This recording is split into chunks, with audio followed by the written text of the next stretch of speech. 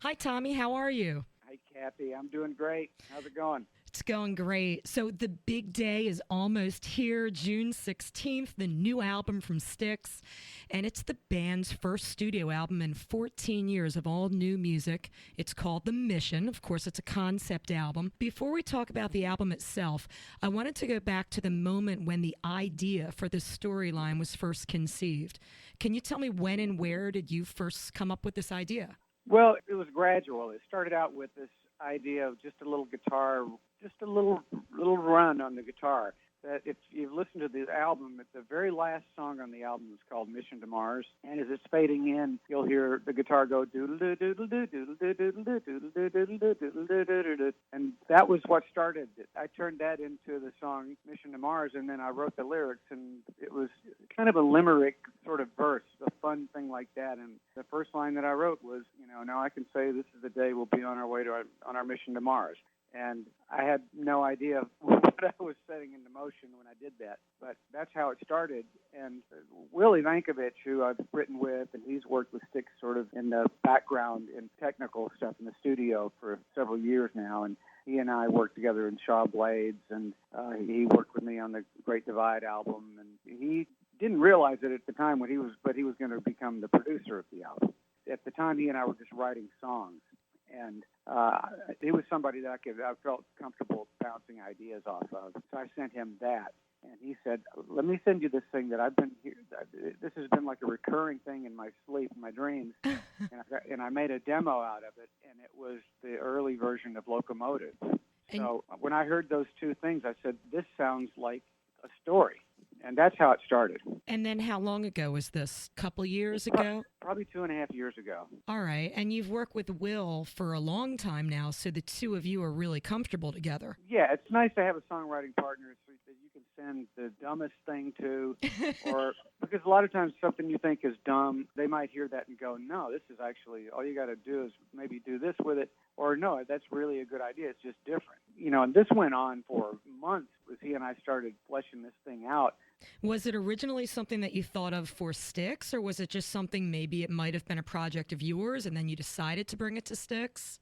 Well, it seemed like it could be a great Styx album, but it wasn't fleshed out enough to where you still had to use your imagination to fill in the blanks, and we didn't want anybody to have to do that. We made it wasn't the complete list of songs, but there was enough of it there, and we did these demos so that you didn't have to use your imagination. It sounded like it sounded, and it had the overture was there, that was done, and 100 Million Miles was done, and Locomotive was done, Greater Good, and Mission to Mars. So that made a pretty good presentation, and everybody was I think surprised because, well, they weren't expecting it. And that at that point, everybody jumped in and made it their own, and that's where the other songs came to be, and they just grew and took on the ideas of everybody else in the band, and then when we started doing demos with it, then the personalities really started coming through, like Ricky's bass playing.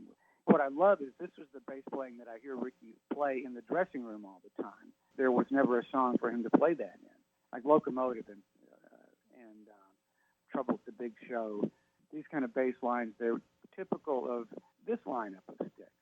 Oh, that's perfect that there's a song that's suited for him where he can shine. Well, that was the deal. It was like, this is an opportunity for everybody in the band to shine because they do shine.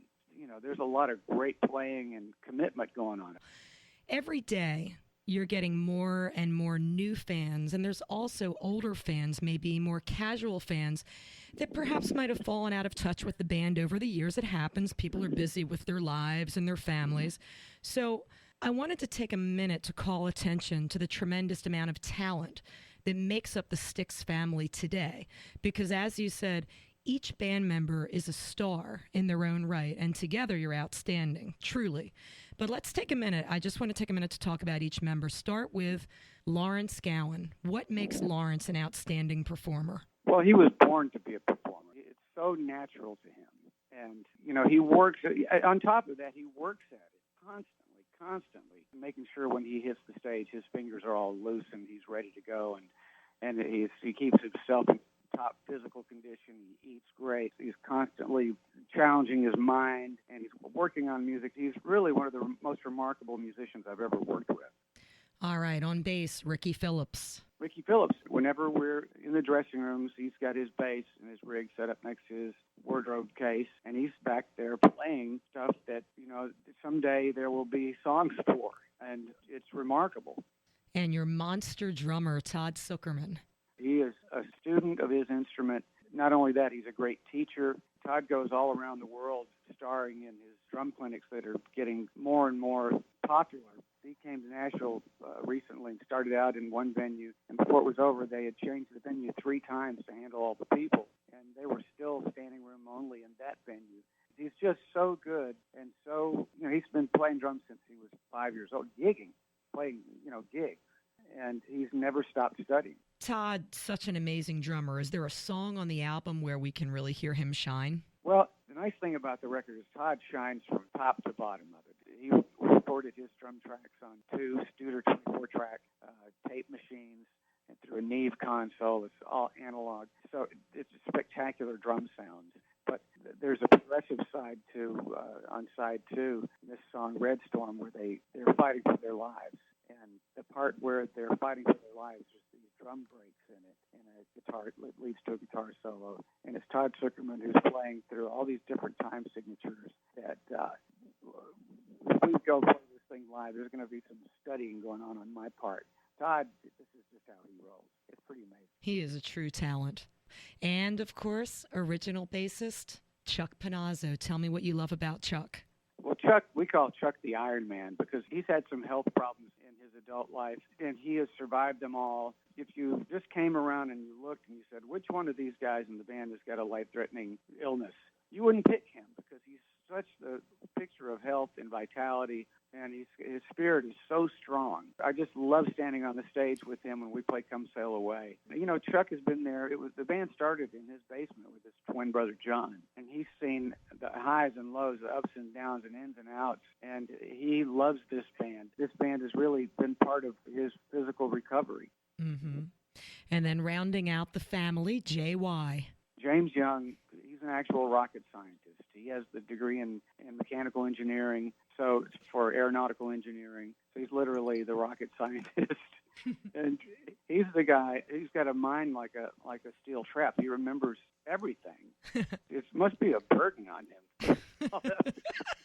As a guitarist, I've never seen or heard anybody that plays a similar style to James Young. I know he attributes his playing to Jimi Hendrix, but I don't hear what J.Y. does when I hear Jimi Hendrix. I can hear some Jimi Hendrix in J.Y.'s playing, but, anybody who's ever sat down and tried to figure out that stop where J.Y.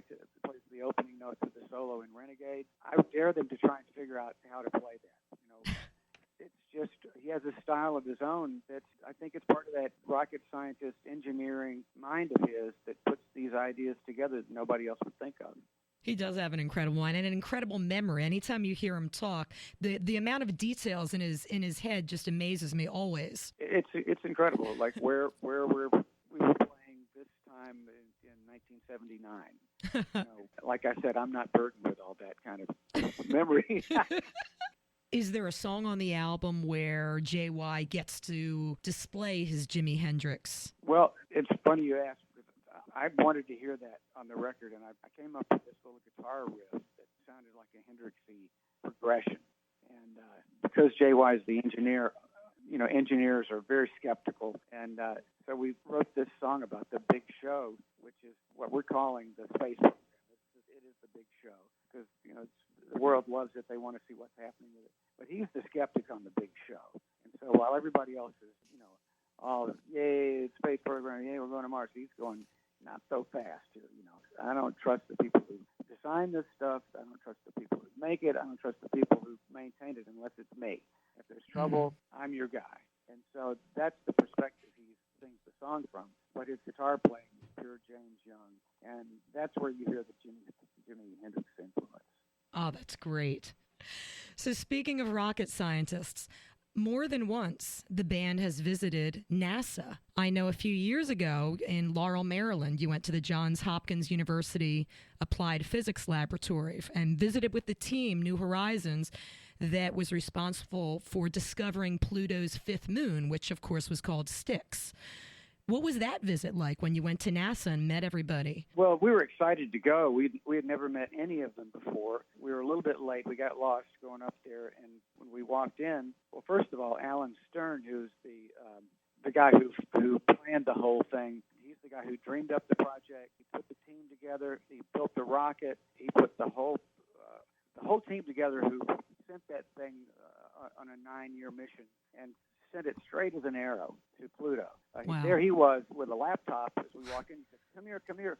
And he said, look at this picture. And it would look like a little kind of a oblong checkerboard. And he said, up until right now, this was the best picture of Pluto. And then he said, this just came in. It hasn't even gone out to the media yet. And there was this perfectly clear picture of Pluto. And the excitement of, he kind of reminded me of Lawrence Gowan, just a very excitable guy. And so we go into the next room. It's a little auditorium, and here's everybody standing welcoming us, like ready to take a photo with us. And it was really nice to meet everybody and took the picture. But then as we were there for a little while, we started seeing who these people were. And these were the people who designed the cameras, the people who built the rocket, the navigator who sent it from here to there, and all these incredible people, and they're all Styx fans, and it was like Wayne's World. It was like, we're not worthy, we're your fans. Wow. And then recently you went to NASA's Marshall Space Flight Center, right? Yeah. How did the people at NASA feel about the album? Well, they're all very excited about it, and we're trying to put something together where we can have a listening session for them before the album comes out at Johnson Space Center. And NASA is very excited about it. I think anything that gets people excited about space exploration, but they're also Styx fans. So, we're fans of each other.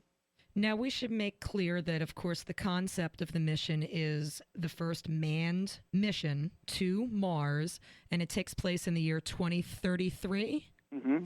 Now, NASA's really intending to do this. Well, you know what? We picked 2033 because that's the year that I turned 80.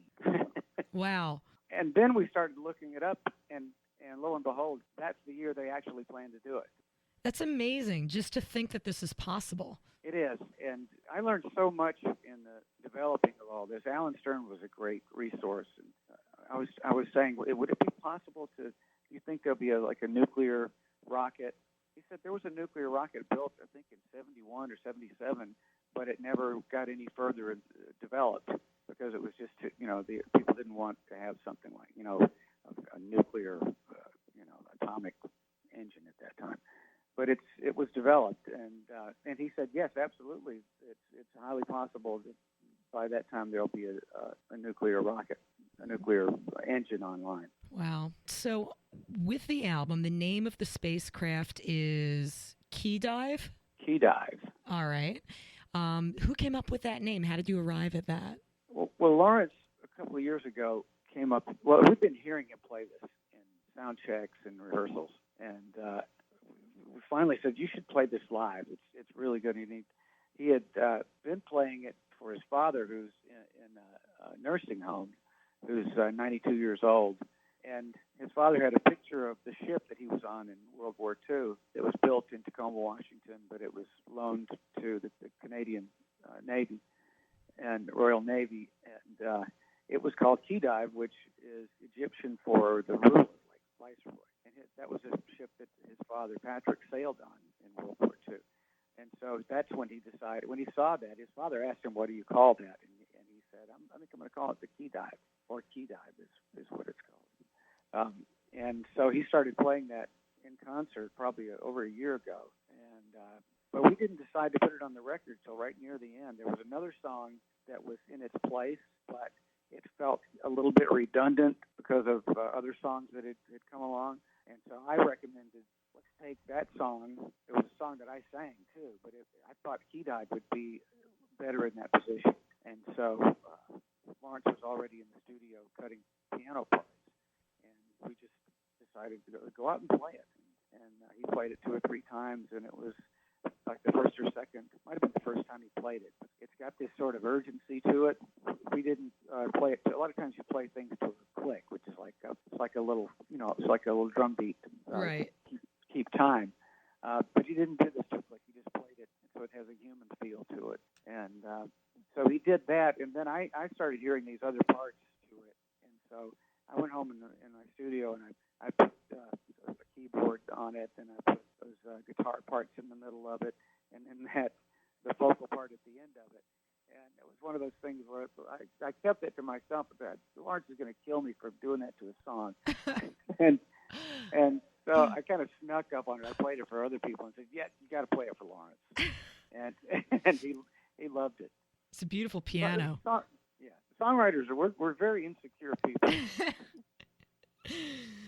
Now, there's the 6-person crew on this mission. Introduce me to the crew on the spacecraft. So, of course, there's the pilot, right? Yes, the main ones that you hear are the people who are singing. Right. The pilot is, I sing the voice of the pilot on those songs. Lawrence sings the captain. And then JY is, I would say, the engineer. Perfect for him. That makes a lot of sense. Yes, and Lawrence is also, he plays like a big brother, which is really his role in his family. And he, even though he's not older than me, he does feel like a big brother. He's that type of personality in the band. In my family, I was the youngest child. Todd was the youngest child in his family. So you have that kind of a family dynamic in the band. And so he just naturally became who he is in the story. It was a lot simpler to write everything like that. All right, so you're the pilot. Lawrence is the first officer and the team's big brother figure, and JY is the engineer. And then there are, I understand, 3 top shelf science, astrophysics, and survivalist experts. So is that, there's 6 people in the crew because there's 6 people in the band? Yeah, that made the most sense. Perfect. All right, we're going to listen to Radio Silence now. Before I play this, set this up for me. Tell me what's happening at the moment when Radio Silence takes place. Well, the singer is, for some reason, his little pod, his hibernation thing, where they spent the last part of the trip to Mars in a suspended animation state. For some reason, his opened up too soon, and not being, the engineer on the voyage, he didn't want to risk endangering the other people, so he just got up and got busy and wound up taking the lander down to the surface of Mars. And he was kind of a seat-of-the-pants guy, fearless as far as he was concerned. But when he got down there, all of a sudden he realized this is a lot more difficult than I ever imagined. And as far as he knew, everybody was still asleep up there. And so he had tried the radio, nothing happened. But as this was going on, they had awakened and were getting busy up there themselves. And so this is them making contact with each other. He's kind of freaking out. And the first officer is saying, "Wait a minute, no, we're here. We're going to get this together. You're going to be all right. Suit up, and we got your back." All right, let's give it a listen. This is Styx, Radio Silence, from their new album, The Mission, on the home of rock and roll, I-95. The home of rock and roll, I-95, with Styx. That is Radio Silence from their new album, The Mission. I'm Kathy Wagner, and on the line with me is Styx vocalist and guitarist Tommy Shaw. Tommy, your vocals are amazing in that song. Thank you. You sound just as good today, if not better, than you did years ago. Do you have any special warm-up exercises that you do before you sing? How do you keep your voice in such exceptional shape? Well, I try to not do things that are bad for it. And so lifestyle is one thing. And I warm up, and when I sing, I try and not do anything that's going to damage my voice vocally. And over the years, singers develop a little bag of tricks. This is how you get from here to there, and you try and apply those whenever you feel any need to. But most of it is just the thing that I've learned over the years is to stop worrying about it so much and babying it, and just get up there and sing. Well, it sounds fantastic. There's a song on the album that I especially like, 100 Million Miles from Home. Tell me a little bit about that song. Well, it's typical of the album. The album, it's about a space mission, but it's more about the people who are on the space mission. It's what they're going through as a part of the space mission. And the pilot, he's just really gotten, halfway, 100 million miles into the trip. And, you would think he would be thinking about technical stuff like that, but like any guy like that with a big ego who's piloting a ship, he's thinking about a girl. And so, with all that going on, he's trying to figure out how it applies to his relationship with the girl. And who plays on that song? Well, everybody, but also, if you listen to the bass guitar, that can only be one person, and that's Chuck Panazzo. And we knew that we wanted Chuck to play on the album. We weren't quite sure which song it would be until we figured that song out, and we realized that's a Chuck Panazzo bass line on that song. Oh, great. I'm so glad to hear he's on that. I can't wait to listen to it more closely. Yeah, when you hear that, you'll go, that's Chuck. That's the guy who played on Fooling Yourself. So the new album is being compared to, in sound, to Pieces of Eight and The Grand Illusion. Did you purposely set out to capture the sound of those classic albums, or did that just sort of happen naturally? Well, it was one of those things where two of my favorite Styx albums are Grand Illusion and Pieces of Eight, and they've just got this sound to them. It's kind of a vintage sound, but it's a classic sound. And this was before the invention of digital processors and digital effects and things like that. And with modern productions, it's all about volume and brightness. And I don't know if anybody knows what I'm talking about, but it's a sound, and it's because the equipment has gotten more powerful. With all the digital effects, you can really squeeze a lot of high end, a lot of volume out of a track. They're more dynamic. They're not quite as bright. And when you master them, you don't master them at the same volume as everything else. If you wanted to play them loud, just turn them up. Because they are the way they are, you can turn it up, but it never sounds harsh. And this is also available on vinyl, right? Yes. We always thought of this as a vinyl record as we were putting the songs together, and that's one of the reasons it's only 42 minutes and 8 seconds long, just because we wanted it all to fit comfortably on two sides of a vinyl album. It's the perfect album for vinyl because it tells a story and people want to sit down and listen to it. And it's, vinyl is just making such a big comeback. I really, really enjoy it. It's so much warmer. It is. And I've been kind of harping on it to the audience for years about you really need to go get those turntables out of the attic and bring them back in the house. And yes. You can thank me later. But in that 2.5 years, vinyl made this amazing comeback. Yeah. And it's become a vital part of the record company's bottom line. So it couldn't have come at a better time for us. Now, the album art is really beautiful. Who designed the album cover for The Mission? An artist named Todd Galapo with Universal. He and I worked on it from the beginning, and he had lots and lots of great ideas. And we just created it one bit at a time. And there are some personal things and little Easter eggs on there that if you look hard enough, you might find them and figure out what they are. Which is another reason to buy the vinyl, because it's larger. You can look at it more closely. It is. It's this 12 by 12 thing, and it's got a picture sleeve. It's got a booklet with lyrics and the story, and it's a fun package to look at while you're listening to the album. Oh, good. I'm glad to hear the lyrics are inside. I always look forward to an album that actually has the lyrics inside, so thank you for that. Yes. Okay, so you're going to be out on the United We Rock tour with REO Speedwagon and Don Felder. The show that our listeners will be able to attend is the one at Bethel Woods, which is, of course, very close to the location of the 1969 Woodstock Festival. Now, I wanted to ask you about something. I know about maybe 5 or 6 years ago when Styx was there with Yes.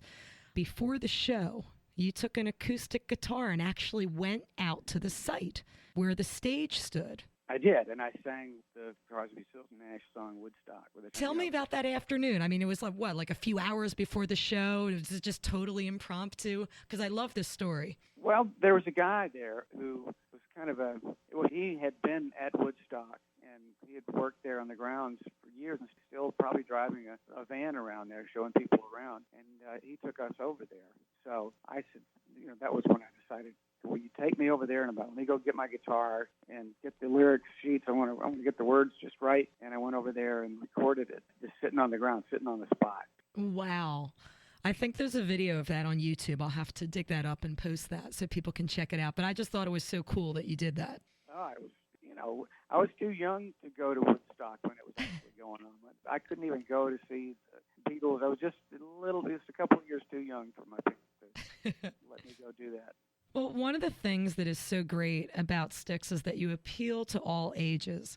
At any given Styx show, you can always look out into the audience and see kids, teenagers, adults, on up to grandparents. How does it feel to you to be on stage looking out into the audience and seeing such a wide range of ages enjoying the music? I guess I'm used to it now.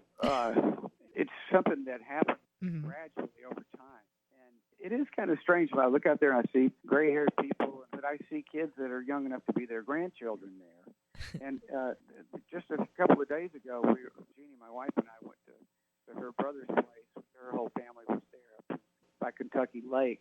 And his brother said, "Would you mind? My neighbor's kid is a huge classic rock fan, and he would really like to meet you." And I said, sure. And so after we had the barbecue, and he came over there, and here's this little kid, about, 9, 10 years old. And I asked him, what kind of music do you like? He said, classic rock. You like any modern rock? Nope. Modern rock? Nope. Nope. I like the classic rock. I was brought up on that, and that's what I am, a huge Styx fan. And he was dead serious. But I think there are a lot of kids that grew up with their parents playing that kind of music for them, and it has become their music, or at least part of the music they listen to, because we see them at our shows. Yeah, you see it more and more. Kids that are 10, 11, 12 years old listening to songs that were made long before they were born. Right, and it hasn't been that long that there aren't still living musicians who were there, who recorded those songs. Right. Still out performing. So, when you're out on the road this summer, when you play Bethel Woods, what can fans look forward to hearing? How many of the new songs do you think you'll be including in your set? And can you tell me which ones you might include from the new album? Well, right now we're thinking about doing, we'll definitely do Gone, Gone, Gone, and we're probably going to do Radio Silence. Oh, great. That video for Gone, Gone, Gone is fantastic. Wait till you see there's one that you'll see in a couple of days. It's just a little promotional thing for Radio Silence, but it's kind of out of this world. Oh, can't wait. Yeah. Now, you're on the road almost constantly. Styx has been for many, many years now. I'm curious to know, what song or songs do you most look forward to performing every night? What is your personal favorite part of the set, if you have one? Well, we only play the songs that we love every night. And there's a lot of them, but Styx has a pretty big book. So there are a lot of them. Renegade's fun because that's the end. It's the end of the show. So it's like dump the tanks, everything you got left. I like Blue Collar Man because it's another one. It's just pedal to the metal, everything you got. So the thing that I love about Styx songs is it does require a lot of energy and really commitment to play all of them. There's no just kind of turning one in. You just can't do it. Mm-hmm. Now, obviously, this is a triple bill when you're out with REO and Don Felder, but after the summer, when it's back, when you're doing shows that's just Styx, have you given any thought to performing this album in its entirety? Yeah, we talk about it all the time. This is something that will depend on how it's embraced by the fans. If that's something that we feel like they would appreciate and like and support, we would love to do that. I would love to see it. I hope it happens. I hope it comes to fruition. I bet it does. I hope it does. All right. We'll look forward to that. Tommy Shaw of Styx. The new album is called The Mission. It is available Friday, June 16th. Styx will be on the road this summer with REO Speedwagon and Don Felder. They have a stop at Bethel Woods on Friday, August 11th. You can get the complete list of tour dates on their website, styxworld.com. Tommy, it is always a pleasure to speak with you. Thanks again. Thank you, Kathy.